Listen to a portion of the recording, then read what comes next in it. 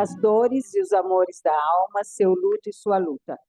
Eu tenho estudado há um tempo a questão do luto e eu comecei a sentir essa necessidade de estudar porque eu achava que eu sabia o que era luto.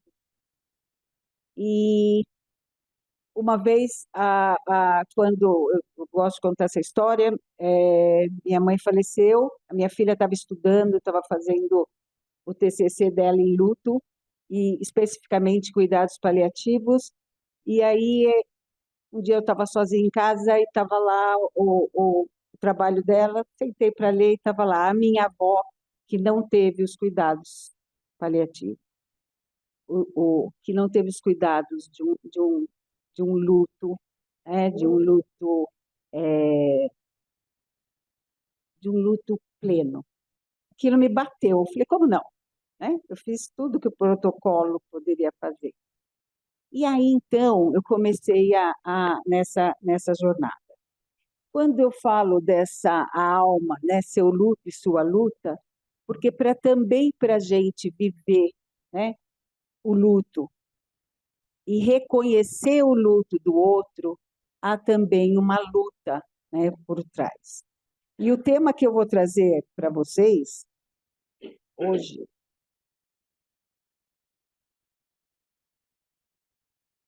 está ligado, né, ao processo de individuação. Todo mundo aqui sabe, conhece, que a gente cada vez mais pode ampliar, mas principalmente ao processo de individuação entrelaçado ao coletivo, ao individual. É impossível nos individuarmos se nós não reconhecemos, não olhamos, não saímos do nosso lugar para olhar o outro. A relação indivíduo-coletivo, né, ela está muito ligada a um outro conceito que eu acho que a gente vai pensando, né, que é o conceito do luto não legitimado, do luto não reconhecido. O que é esse luto não reconhecido? E quando nós vamos trabalhando esse tema, nós vamos vendo quantos lutos ficam na sombra, quantos enlutados vivem seu luto sem um reconhecimento do outro, o reconhecimento social. A individuação é a jornada de integração entre consciente e consciente. Essa busca de totalidade só se realiza no diálogo com o coletivo. E é nesse contexto que abordo o luto não reconhecido e a sua força simbólica.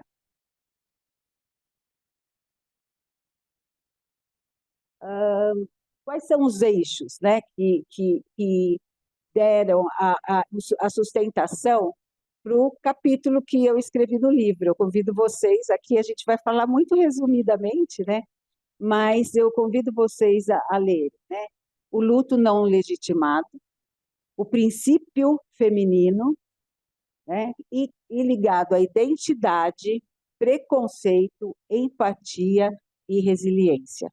O Léo acabou de trazer para nós essa questão.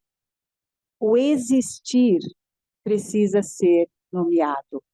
A palavra precisa ser colocada. É importante, hoje a gente vê, né, e o quanto nós minimizamos os movimentos, né? Nós, eu estou dizendo a nossa sociedade, quando a gente fala LGBTQIA+, e tantas outras coisas, fala, para que tanto nome? Quiçá um dia nós não precisamos mais de sigla. Porque nesse dia, cada um vai ser reconhecido, não precisa nem de sigla e de bandeira, mas hoje nós precisamos de sigla e de bandeira.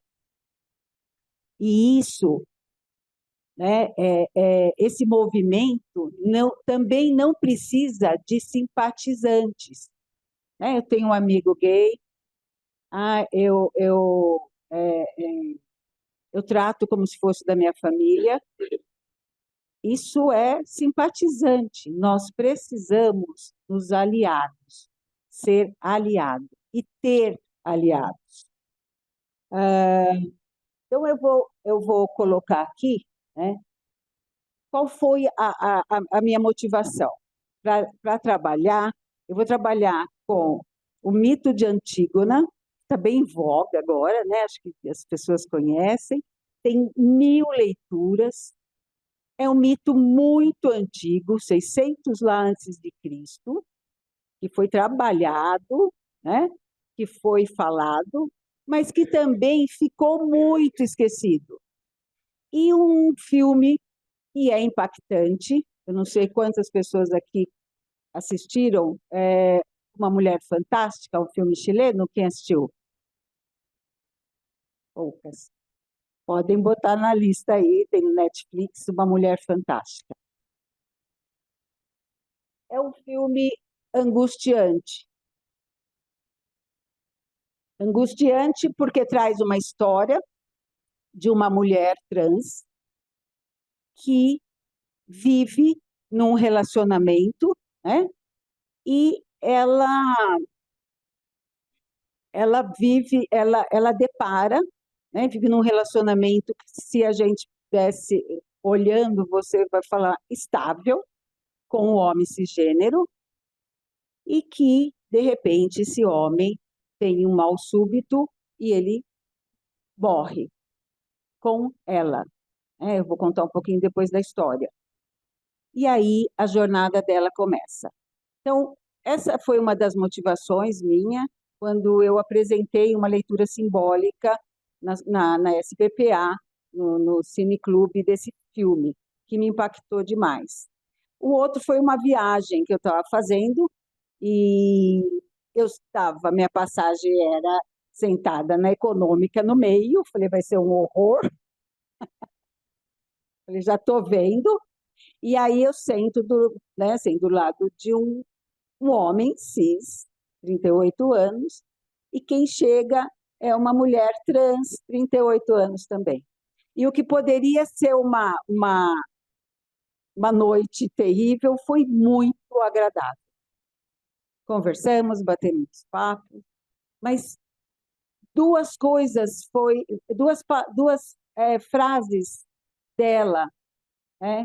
O nome dela é Nicole, infelizmente perdi o contato, ela trabalha numa editora, uma mulher super culta, e duas frases eu tenho muito medo de sair em público, e aí a gente também estava falando algumas coisas, ela falou, não, porque eu já sou velha.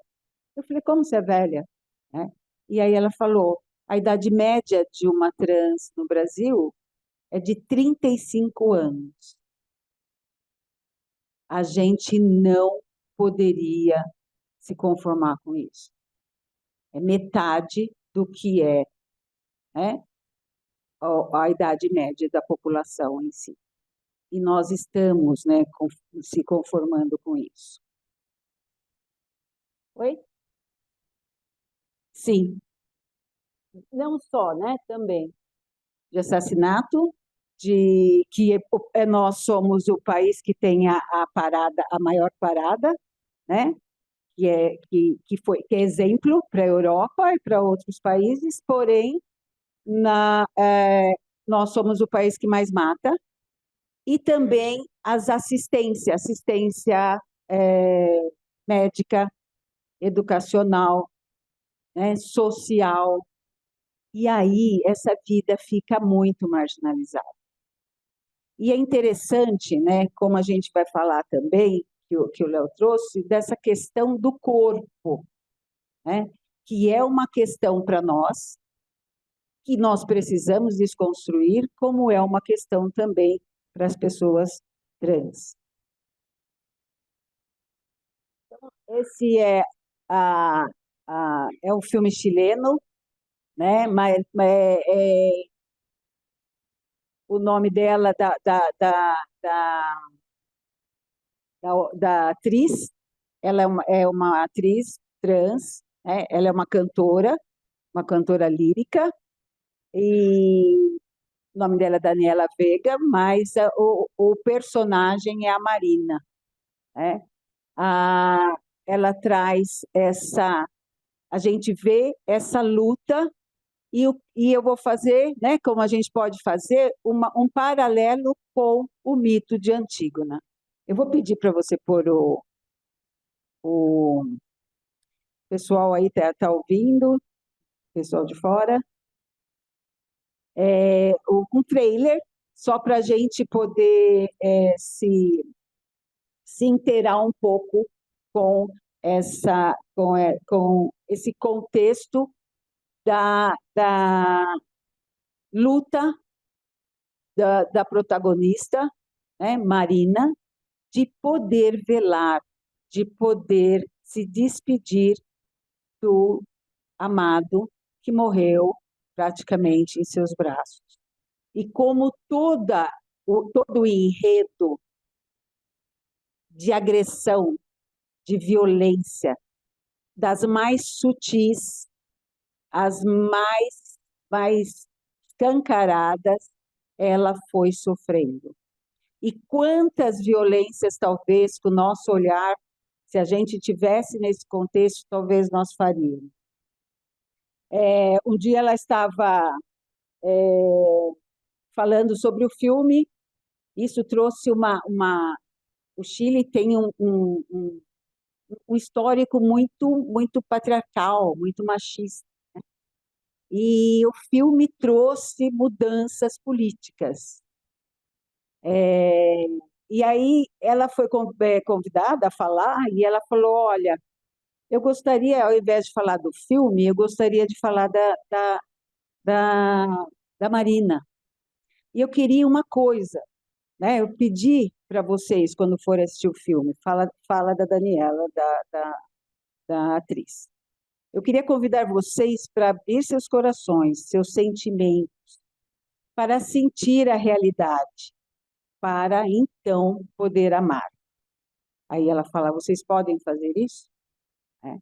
Então, é preciso, sim, uma desconstrução.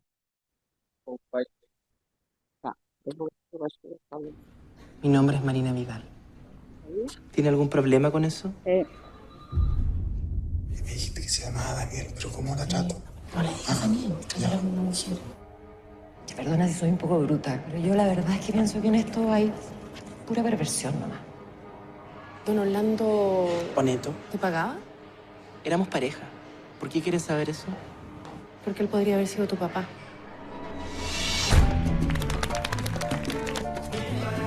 Vale por 2 pasajes a las cataratas de Iguazú. ¿Y tuvieron sexo? No me acuerdo. Orlando, ¿qué te pasa? No sé. Apóyate. ¿Qué mierda tenía moretones en el cuerpo? Herida en la cabeza.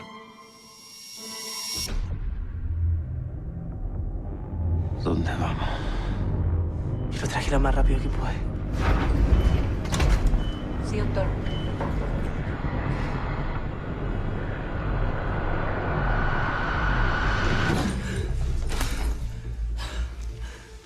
¿Te entiende que la señorita estaba con mi hermano cuando murió y eso puede ser delicado, ¿no?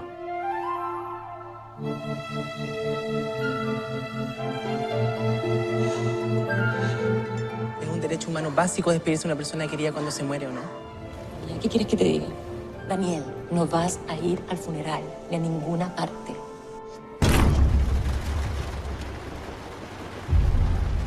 ¿Qué quieren? ¿Por qué no te vayas a destruir familia a otro lado, monstruo de la concha de tu madre? ¿Señorita Marina Vidal?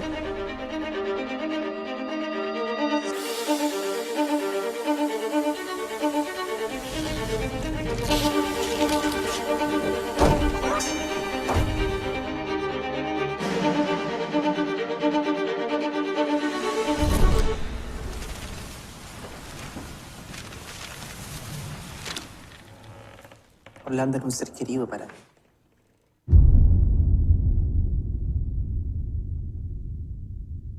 Bom, a partir do momento que ela começa, né, ela entra no hospital, ela já é olhada como uma prostituta, né, e ela então já é suspeita da morte, do assassinato. E aí, diferente se fosse uma outra pessoa, uma outra mulher que chegasse. Tem um irmão que ele sabia desse relacionamento, ele era o único que apoiava, mas nesse momento também, o que a família quer é tirá-la de cena. Ela praticamente enfrenta tudo absolutamente sozinha. Ela trabalhando, ela trabalha como garçonete e como cantora, né? Ela precisa fazer o exame de corpo de delito para ver se eles tiveram alguma briga, porque ele acaba caindo na escada. As pessoas, a abordagem dos policiais, a abordagem do médico, né? Enxergando sempre como alguém monstruoso, esquisito, asqueroso.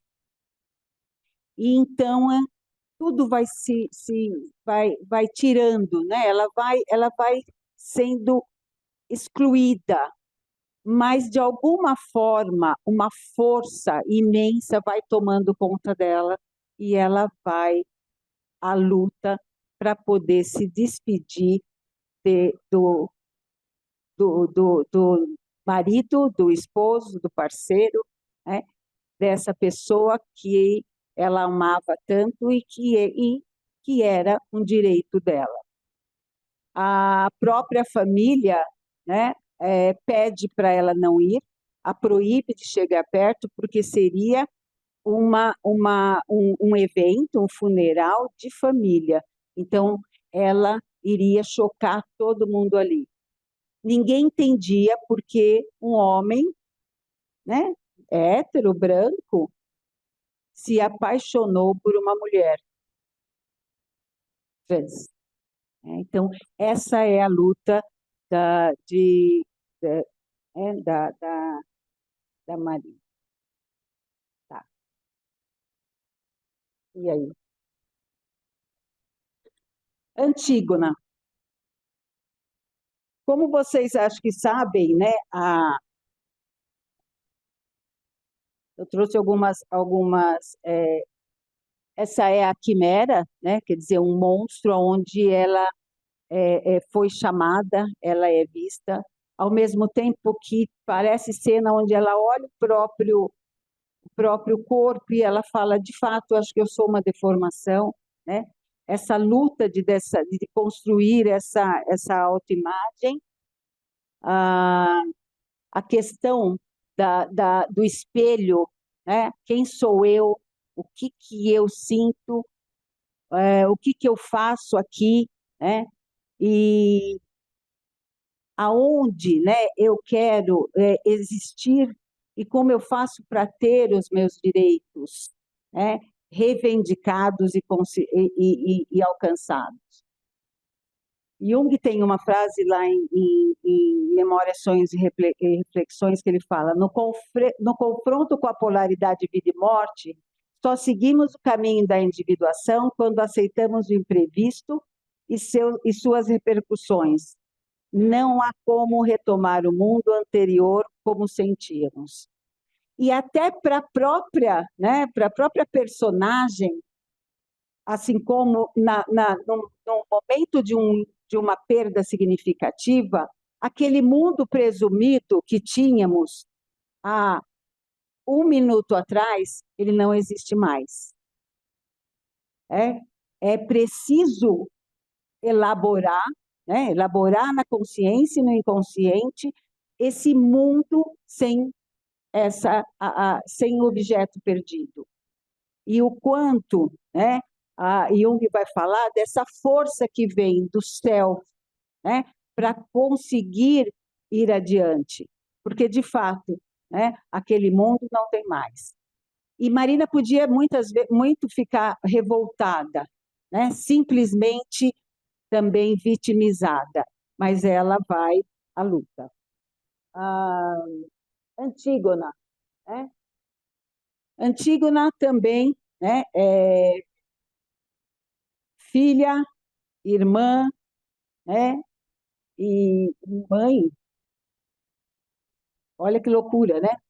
De Édipo, deixa o pai, né? Deixa o pai e então vai até, né, a Tebas. Ela vai, porque ela sabe que os irmãos, ao disputar, né, tem toda uma história, não dá tempo aqui, ao disputar o reino, e tinha ainda o irmão de Jocasta, né, o Creonte, que estava ali também querendo poder, olha o poder na mão desses homens. Então,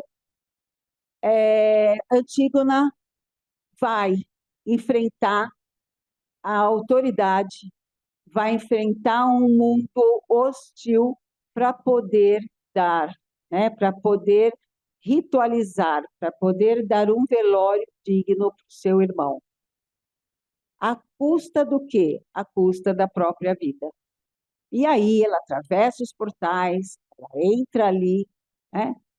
Ela não conta com ajuda, a irmã a irmã acha melhor deixar quieto, porque isso é a lei, é a autoridade, dele não ter um sepultamento, e aí ele não vai para o Hades, e então ele fica como se fosse, né, uma alma perdida e deixado, né, sendo comido pelos abutres.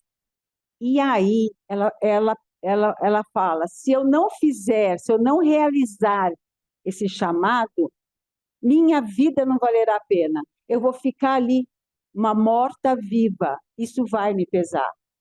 E aí, então, Antígona encontra o corpo do irmão, carrega sozinha uma noite inteira, ela consegue enterrar, joga terra seca, ela faz os rituais, então ela é presa, né, e condenada à morte.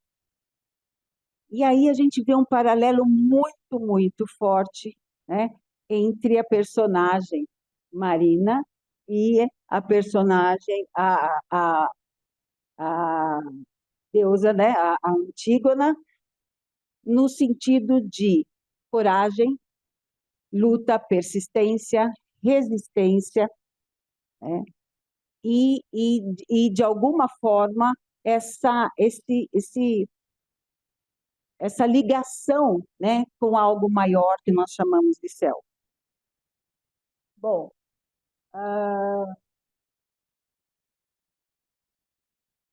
essas leituras foram muito importantes, né, que traz, né, a Judith Butler vai trazer em alguns livros, ela vai questionar que vidas vale a pena, quais vidas são valiosas, quais merecem ser lamentadas.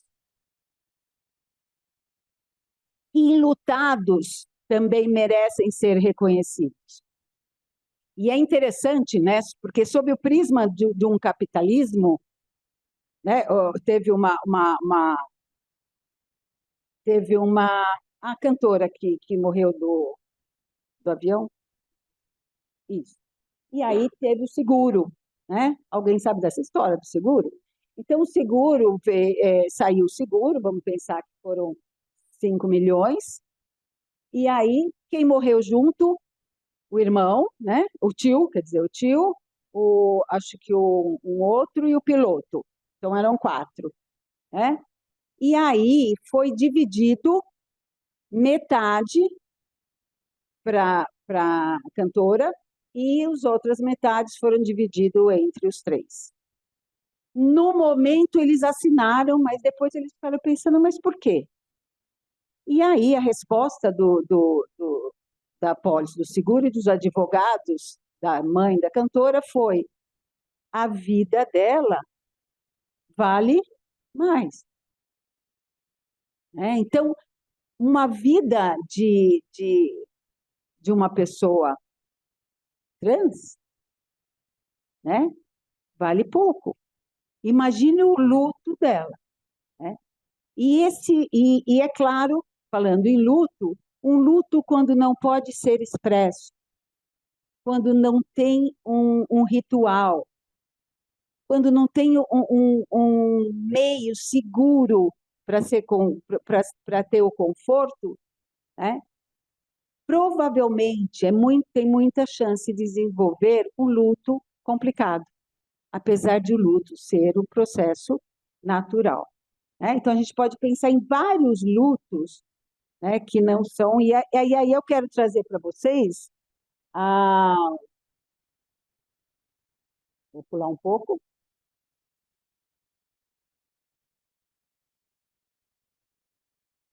Eu quero trazer para vocês... Ah, cadê? Pulei, vocês viram algum do DOCA aqui?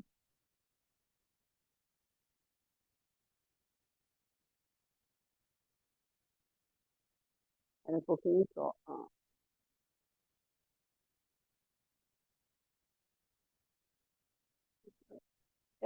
Não sei. Bom, vamos lá. O DOCA, né, e o Orden são dois estudiosos do luto, e o DOCA, então, que cunhou esse conceito do luto não reconhecido. E aí ele cita algumas situações, né, quando o relacionamento não é reconhecido, no caso, né, nós temos da protagonista, né, quando o enlutado não é reconhecido. E esse está muito ligado um com o outro. Por exemplo, uma amante que perde, né, o parceiro e não pode, né, chorar, não pode ir ao funeral do amado, né? Então, ele vai citar algumas, e quando o modo de velar e de ritualizar não é reconhecido, não pode ser realizado. Então, quanto é importante essa questão de validarmos não só o sentimento, mas todo o ritual. Bom, para finalizar,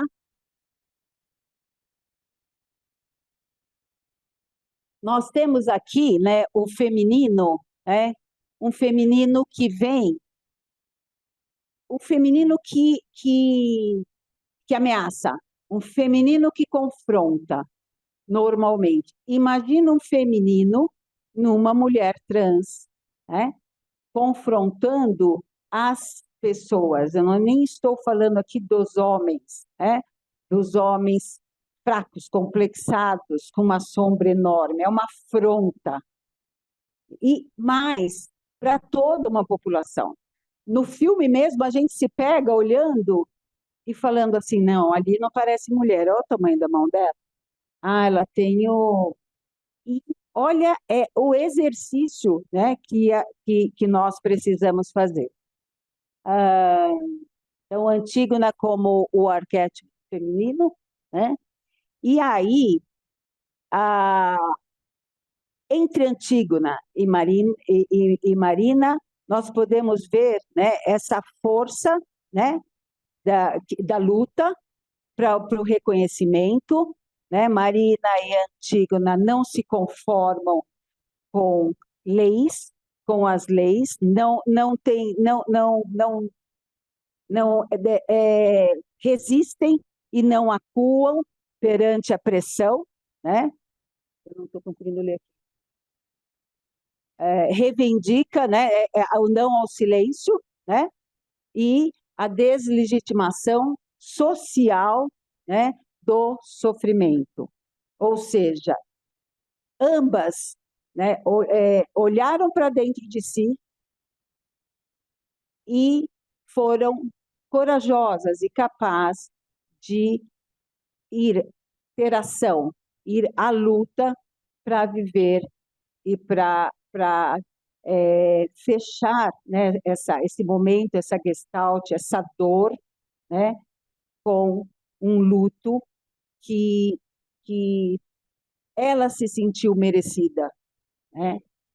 Que ela viu que elas viram que sem essa luta, né, a voz do outro, a voz da autoridade ou a voz da sociedade dominante nos cala. Então, acho que é isso que eu queria trazer, né? Assistam o filme, leiam o capítulo e façam suas reflexões. Obrigada.